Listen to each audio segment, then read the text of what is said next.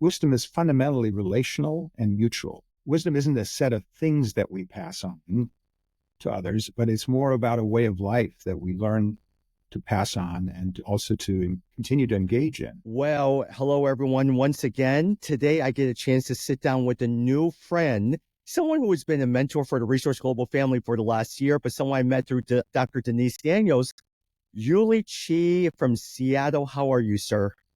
I'm very well, Tommy. Thank you for having me on your podcast. Thank you. Well, we met through Dr. Denise Daniels. Then I noticed on Facebook that you wrote a book, and I was looking at the topic of the book. And I said, well, I'd love to talk with you more about this book. So thank you very much for finding some time to do this. Yeah. Now, Uli, I'm Chinese. Are you Chinese, by the way? I'm half. Actually, my name, Uli Chi. Uli's German. And Chi, of course, is Chinese. You might infer. And my father is Chinese. My mother's German. So I was raised in the Far East and Europe. And so we were a multicultural family before even coming to multicultural America. So that's Chinese is a significant part of my heritage. Yeah. Yeah. Uli, tell me a little bit about yourself. I mean, a lot of times I'm just learning now that you're part German, you're part Chinese. Talk to me a little bit about your career, your work journey, and a little bit of your family history as well, too. No, sure. No, happy to do that. So I'm, as you can imagine, we're an immigrant family. Both my parents had PhDs, so there's a strong academic aspect. Perhaps that's why maybe I wrote my book to keep up or something. My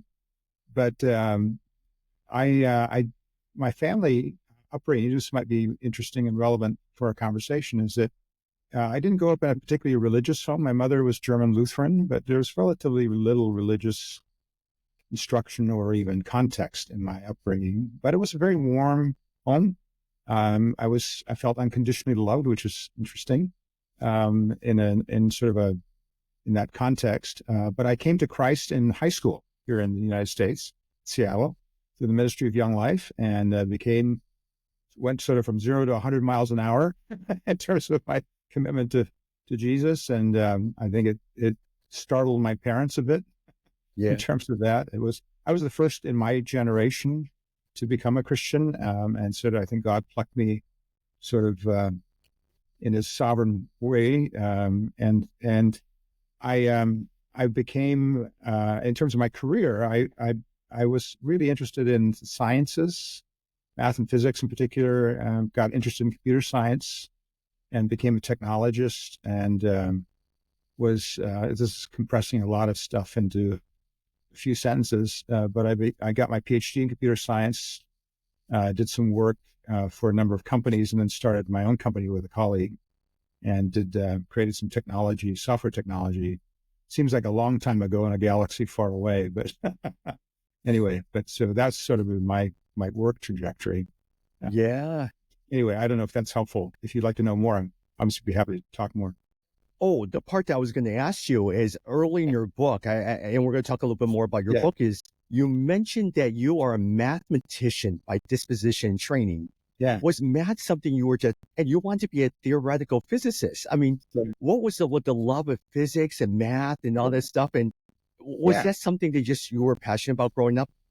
Yeah, I was. I think I discovered fairly early on that's how God has made me in terms of my wiring inside. I think, I was good at math and I was, I think, fundamentally curious about how things work and why we're here. And I think I grew up in a cultural context where, math and science were highly valued, in my family. And it was my way of trying to understand the world that I lived in. I think, and what I discovered fairly quickly was, even as a teenager, was that science is a wonderful gift in terms of understanding the world, but it doesn't really provide any answers to the question, why are we here? What is the meaning of life? And so I think actually that yearning for meaning and purpose created an opening for God and for me to sort of wrestle with the question of why are we here? And I think the gospel really, when I heard the gospel first, I said, well, of course, this is why, that there's a God who cares about the world that we live in and cares about me as a person. And that relationship provides the fundamental purpose of life. So, yeah. It is interesting hearing what you're saying. So for you, a lot of times disposition, mathematician, physicist, everything like that. So even early on in your young life, Dave, the gospel made sense to you in a logical way? Yeah, it was plausible. I mean, I don't think you can prove the gospel in the sense of a Yeah. mathematical proof. I mean, but I think it made sense of the question, because I think fundamentally science and technology, science in particular, is really addresses how things happen, not why things happen. And so I think, and I've written a bit about this elsewhere, that the interesting question is, why matter so much to us as human beings? I mean, Yeah. I mean, I mean, when you're a young kid, even the first, I Yeah. have some Why? children and grandchildren, the question is always why? Yeah. And I think there's something about who we are. We need meaning and purpose, and I Yeah. think Yeah. that's Yeah. not just an accident of science or of genetics or physics and chemistry, but it's just how we're made to be made Yeah. to ask those questions. Uli, I live in this world right now, right? I have a 5-year-old and a 9-year-old, Yeah. two daughters. Every question, can we do this? No, we're not doing this. Why? Well, Why? we're not doing this. Why? Why? I said, oh my Right. gosh. Yeah. So Yeah. what are you currently doing right now? I know a lot of times you're involved with Fuller's Dupree Center. We're going to talk a little bit about Yeah. your relation with Max Yeah. Dupree, but what else are you up to now? Yeah. So I in this season of life, which one of my friends at Fuller, Mark Roberts, and the priest are is doing some work on what they're calling the third of life, the season of life that comes after your professional career. And I've been in this season now. I retired sort of officially in 2013, and but it's a season of for me of a couple things. One is writing and teaching, sort of trying to Yeah. take experiences that I've learned from my life to pass them on to another generation, hopefully in a good way, and to also continue to learn. It's not a one-way street. I think teaching and learning and mentoring is really a two-way thing. And then secondly, I've been involved with board governance Mm. with a healthcare institution, and I've been doing this has been sort of a sideline to my main professional interests, but I've been involved in healthcare governance for almost 30 plus years, and currently I chair the board of a regional Catholic health system in the Northwest that's 10 hospitals and so on. So that's been a very gratifying piece of work. And what's interesting about it is it's actually, even though it's overall owned by a Catholic system, it's actually a combination of a Catholic Franciscan health system and a secular system that combined because of Yeah. just the challenges of healthcare required sort of scale. And so I've been involved in the merger of those things, and it's been a real it's been a joy, and I've learned a lot in the process. Yeah. Well, Uli, I mean, even as you talk, it actually brought a question in my head that I've been thinking about is people like yourself or our mutual friend Alec Hill, who's kind Yeah, of retired or semi-retired, right, talk with my friend Andy in Boston, just finished 20 years of teaching at Harvard Business School. Before right, that, he was with the New England Patriots. Bob Dulles thinking about semi-retired, all those things. This second half, this next half, I know Bob Buford made it popular halftime is yeah, what are people looking for? How do you best come alongside with those guys? Because there's a lot these men and women have to offer. They were yeah, successful in their careers. They were CEOs. They were executives, all of that stuff. How right. do you best use them or continue to serve them well? What would you say? It's so interesting because on the one hand, you have all this experience and learnings that you have to offer folks. I think the thing I've learned in this season of life is that you have to remember that this is not a one-way street. I said this earlier. It's not just about my passing on the wisdom I've learned to another generation. It's that there's a mutuality to that it requires perhaps the most important word that I would use is it requires humility, because I think Yeah. when it's easy to think you know now the answers to all the questions, right? Because you've been through it, and there's some truth to that. You know some answers to some questions, but I think what people are really looking for is a relationship. They want Yes. Yeah. folks Yeah. who can come alongside them and recognize, that there's the book that you mentioned, one of the big insights I think that clarified for me is that wisdom is fundamentally relational and mutual. That is, wisdom isn't a set of things that we pass on to others, but it's more about a way of life that we learn to pass on and also to continue to engage in. And that fundamentally wisdom isn't reside in an individual as much as it resides in the community of persons that you're part of. I think it's rooted in the Trinity, right? Our understanding of the Trinity, that God, in God's own nature, is in fact a community. And so that's part of what the nature of wisdom is like.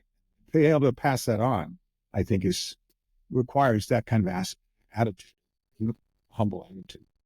But you had this wonderful term that I love, mutual flourishing. I was sitting there in Austin with the pastor, and he also has a passion for what you're doing, working with those who are older. But he says, Tommy, the one thing I find with older, especially former executives, is they want to feel useful, and they want to feel like they're still important. They want to find significance. And so giving knowledge gives them significance.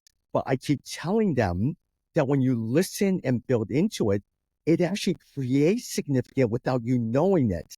Right. How do you help people understand that? I'm trying to figure out, how do I work and serve with those guys I'm 47 years old. How do I serve those who are older than me? Yeah, that's a great question, Tommy. I'm glad you're asking that question. I wish there was a magic answer to that question, but I think it's just, I think it's a couple things. Like you said, I think a lot of folks, whether they say it or not, feel a loss of significance, right? When they transition. I remember when we were talking about the third work at the Dupree Center, we convened a group of folks, including a pastor in Phoenix, who was it was a pastor of a set of pastors, and their congregation were mostly folks in the third retirement age. And he said he said in a sentence, he said, what I experienced with most of my retired friends is this. They said they went from being who's who to who are you.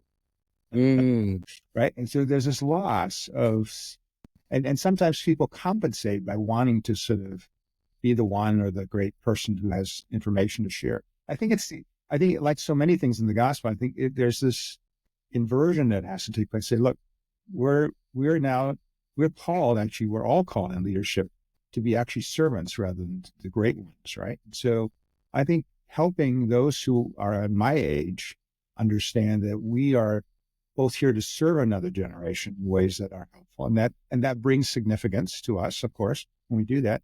But I think the other piece of the significance is it's a good thing that it flows the other way. That is, that wisdom flows from the younger generation to us, and that keeps us young and flourishing. We're meant to flourish and not simply be a one-way street in terms of wisdom. Does that make sense? And so I think people in my age need to know that the mutuality that we're called into, even at this stage of life, is a good thing, right? We have things to offer, yes, and people have things to offer to us, and we can't really flourish without receiving as well as. Okay, but let me ask you a quick question and push you back on this one.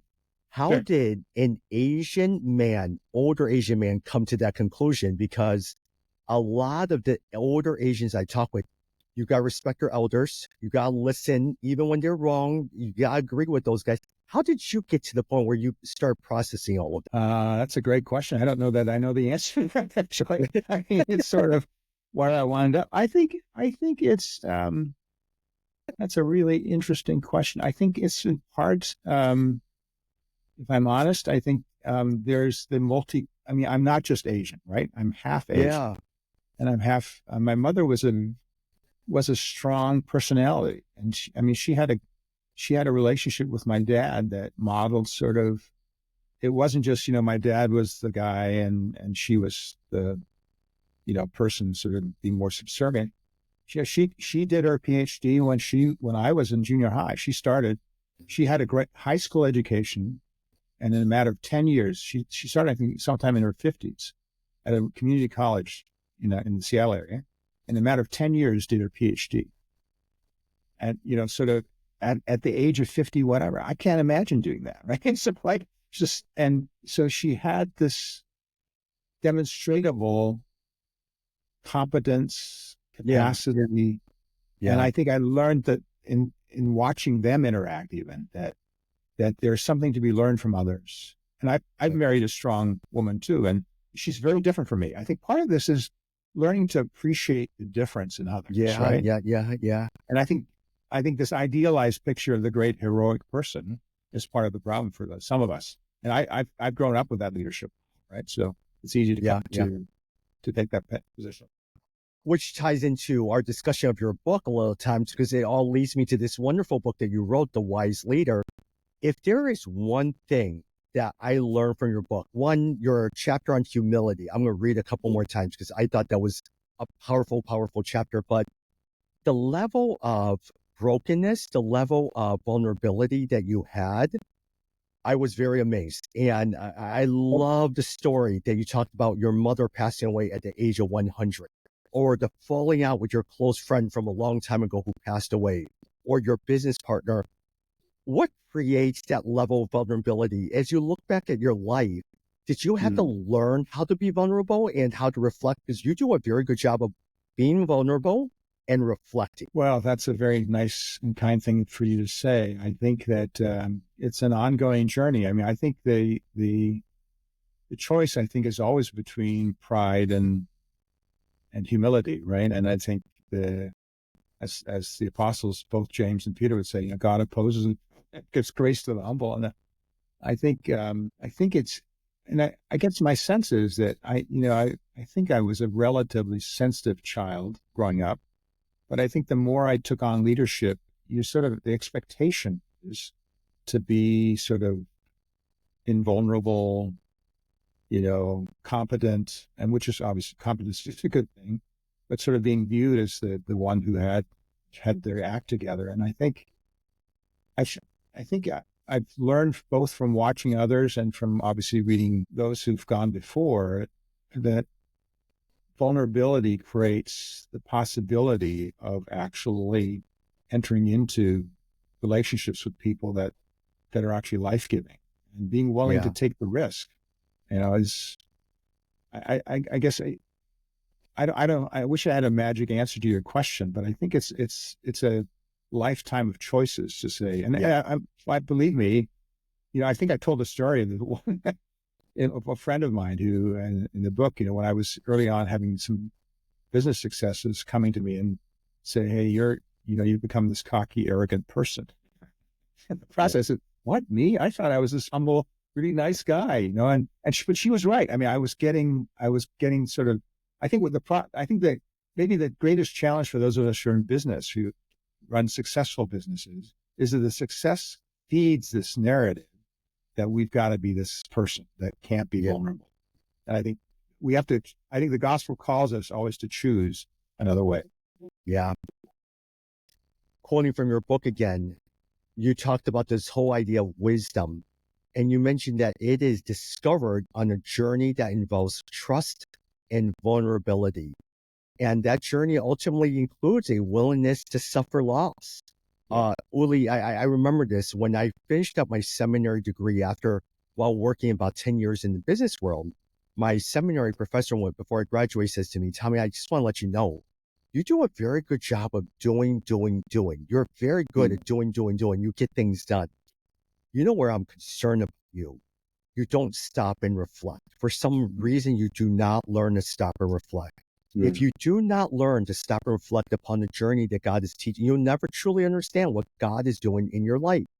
And Uli, it wasn't until I was diagnosed with cancer in my sinus where God forced me to stop for about 9, 10 weeks of being in pain that I truly understood what it meant. And I love what you're saying there. It is discovered on a journey that involves trust and vulnerability, but a willingness to suffer loss in dealing with trials. No, right. Well, that's so interesting because I would agree with you. And in my case, I tell the story in the book about, I ran a very successful business that went sort of, had the traditional hockey stick growth pattern. Then I stepped out for a while, and then the business had some issues, and I stepped back in. And I thought my job was to sort of do this thing again, right? To do this great thing. And I remember it was, this was around 2008 to 2012 or 13. And I was able to stabilize some things. But then I hit a wall. I remember my friend and mentor, Max Dupree, Yeah. who was a wonderful leadership writer, and we had a good relationship. And I went to see him at one point. I said, Max, I don't, I feel like I'm not sure what's going on, and I feel like I'm doing all the right things, but I'm hitting this wall. And he sort of thought about it for a minute and then said quietly, Uli, maybe you need to fail at something. Yeah. And I remember thinking, well, that's really helpful. That's not what I came for. But I think it's this thing that we learn from our failures as much as from our successes. And I think I was shocked because I was in literally sort of at the peak of my career, that I thought I would be able to pass on this great legacy, and I stabilized. But actually, my job at that point was to find the person who would carry on that legacy, and he then took it to the next level. Yeah. So anyway, it's so interesting, isn't it, that God called that in, whether it's through illness or sort of business reversals or whatever.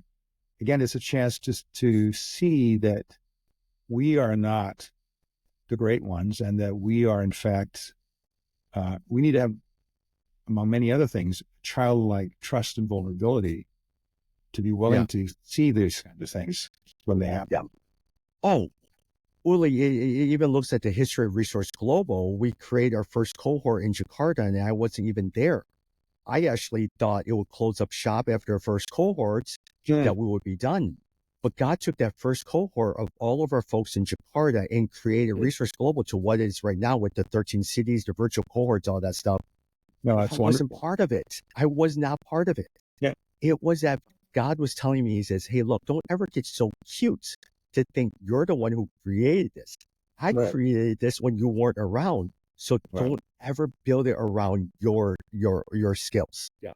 And Uli, doesn't it remind you, even as you were sharing that story about what Max Dupree was sharing about you, it reminds me what Jesus had to do at the end of his career. Judas had betrayed him. All the disciples ran away. And and it wasn't until the second book, the book of Acts, that everything had to be rebuilt over time. Yeah. No, there's so much of it. I think we tend to see failure and success through our own lenses, which I guess at one level it's inescapable. But I think so oftentimes, like Jesus said, except a kernel of wheat, falls into the ground and dies, it abides alone, right? And so there's this death and resurrection narrative that's part of who we are. And I think, but it's hard because I think, nobody wants to die. Nobody wants to, deal with failure. But I think deep in the gospel narrative is that there is death and resurrection. And I think our willingness to lay down what we think our legacy is. And I think that's one of the hardest things. I know this for me is being willing to say, sort of like Abraham. I tell the story of Abraham and Isaac, and about when Abraham is called to lay down the very thing that is his call and legacy for the future, right? I mean, the promise isn't Isaac. It isn't just some idealized. It's an actual choice to say, I'm willing to give this up because I trust in the God who's called me to do this.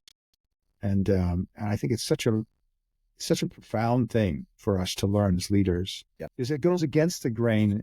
Because on the one hand, we are as leaders called to lead and to provide direction and hope and positive victory. But at the same time, there come these places where we're called to step back, and it seems like we're going the wrong direction even, right? I mean, I can't imagine what was going through Abraham's mind. What are you talking about? This is what the pagan gods in Canaan do, right? What do you mean offer up my son as a sacrifice, right? So, and it comes on the heels of him having Isaac at such an old age. And wait, Lord, you got us this far? You're going to take him away now? Are you serious? Yes, exactly. Exactly. That's exactly right. Yeah. One of the things, and you and I were just meeting for the first time. Yeah. I remember I used to lead a lot of the city events when Keller was alive. And Yeah. I heard him sing once to a young lady, talking about how you have to be secure in who you are in Christ. What does those words mean to you? I think it means fundamentally that, our identity is not the same as our vocation, right? I mean, that fundamentally our identity is rooted in who God created us to be in Christ, and that our work proceeds out of our identity rather than trying to earn our identity. I think we tend to get it backwards. It's our achievements are sort of ways of creating an identity that is acceptable to God and to other people. And one of the great gifts I was saying about my family, it's a little bit surprising given the lack of explicit Christian commitments, but I felt growing up that I was deeply loved for who I was. That I didn't have to earn. Neither my parents had, high expectations.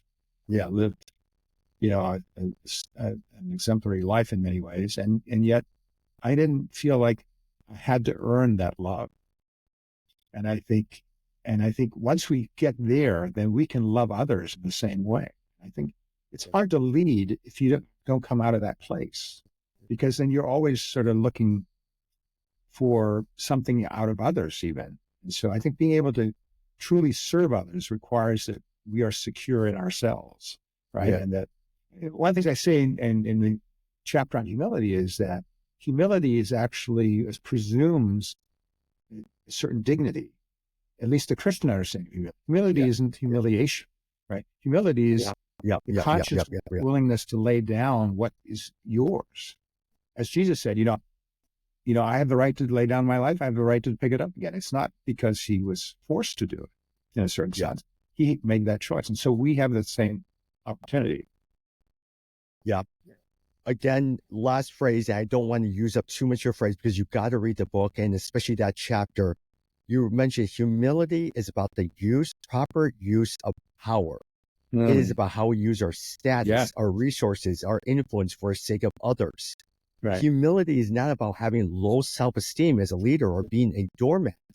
It is about imposing humility on, it is not even about imposing humility on others by coercion. I love that phrase because we're not the stepping stone. We're not the one that pushover for everyone. That's not what true humility is. Right. Well, it's interesting because one of the things that provoked me sort of into thinking about writing this book was I was trying to wrestle with how does humility and power really interact with each other. I think oftentimes we tend to think of humility as being something very different. And that if you're humble, then you don't have power and you don't exercise. But I actually have come to believe that humility and power, at least from a Christian vision point of view, is two sides of the same coin. That is, humility is the right use of power, and power, to be rightly used, has to be exercised in humility. So I think I find that helpful because I see so many opportunities or challenges in the world in which we live in where power is exercised in leadership in a destructive way. And I think humility is the secret, I think, in terms of the right exercise of power. And you also mentioned a great point that caught my attention is that when it doesn't generate the results that you expect, continue on with its practice because, and there's a point, it's a Christian 101, but trust God with the results. It may not be what you want it to be or expect it to be, but trust God with the results. Right. No, I completely, I think, and then it's hard to do, right? I mean, sort of like this thing I was telling the story about my, the end of my career with my company. I think it could easily feel like failure. I think I was being faithful in doing what I was doing, but the results didn't seem to bear that out, at least by my own criteria. And I think we have to trust God that God is faithful. There's a famous line from T.S. Eliot where there's only the trying, the rest is not our business. Which is an interesting way to think about it, right? That our job is to be faithful. Our job is to follow what we believe God has called us to do. And the results are up to God. And we do well to leave them there. Uli, I studied Elijah last year for a whole year. 1 Kings 17, 18, 19. He appears on Mount Carmel, calls down fire, everything like that. he goes over to the king's house and he's expected the king's going to bow down, Jezebel, everyone. Nothing happens according, and he gets discouraged. And now he sits there and he doesn't know what to do. And he has to go up to the mount. I forgot the name of the mount where Moses was. It's And there God, yeah. and there God speaks to him. Yeah. And he's not found in the wind. He's not found in the fire or anything like that, but just in a soft whisper. Yeah. It doesn't go according to his plans.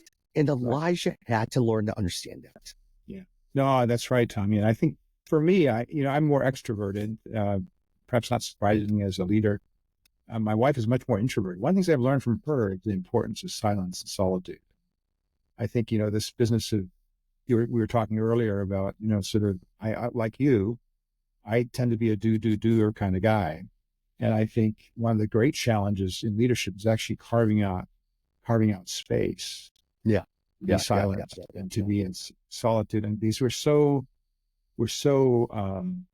focused on activity. It's not, activity is important, right? I mean, we're called to do things, but we're also called to silence and to pay attention and to make sure that we are operating out of that identity rather than something else. Yeah. And what you say is out of that silence, out of that, there's a wrestling with God where you're wrestling with him, just like what Jesus did in Gethsemane, where he's able to speak to you. And I find when I study a passage for a long period of time, it forces me to reflect upon what God is saying to me. Yes. Right. Well, Uli, our time is running up. We're going to talk a little bit more about this because there's so much more. But the one thing I also noticed about your book is you had a lot of information from different. How did you find yourself reading a book? Is it years in the making, or did you read a bunch on one topic and sat down one day and just write? Well, in a certain sense, it took me 70 years to write the book, which is how old I am, right? So it's sort of a work of a lifetime. But no, in terms of, it's a fair question. And I think, our friend Alec Hill, whom some of your listeners might know, has done some work with Research Global, he and I taught a course at Regent College the last 5 years on the wise leader. So this book actually came out of my work there and preparing for that course. Alec has written a wonderful book on Christian ethics, right? One of the best ones out there. And I came in he had this book. We sort of split the class in half, and he had this book on ethics, and I was trying to do this work on wisdom. And I told my students, Alec has this great book, and I'm making this up as I go. So I was gathering all of the resource materials that I had access to. And I think it provided me, both the preparation for that and the teaching of the courses over the 5 years has provided me a chance to sort of synthesize all this stuff in a way that made sense to me and hopefully makes sense to others. And I think that's been a wonderful experience for me. It's been a real gift just for me to be able to, somebody, I think John Inazu said, you write a book to see what you really think about something. So the act of writing really forces you to sort of clarify your own thinking. So that's certainly been true for me. Yeah. Hey, one last question before we wrap up as well, too. Your friendship with Max Dupree. I mean, I only read about him, never had a chance to meet him, but man, talk to me about Max Dupree and the influence a legacy that he left on your life. Yeah, so much to say. We need a whole nother podcast, Tommy, on that. But no, I think Max is one of those, and I think Max isn't alone in this, but I've been very fortunate in my life to have had mentors who not only knew a lot, but who embodied what they knew.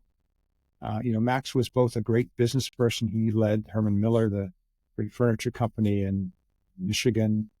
And he was a statesman in many ways as a Christian person. And he's been active in leadership at Fuller, been on the board forever. And so I think in many ways I admired him because I sort of want to be like Max. I mean, who he was sort of the kind of person I want to be. Now, Max would be the first to say, and he was even when the pre-center was named after him, he was not very comfortable with sort of thinking about, we're trying to clone Max Dupree or something. He said he wouldn't want that, right? So every one of us is uniquely who we are.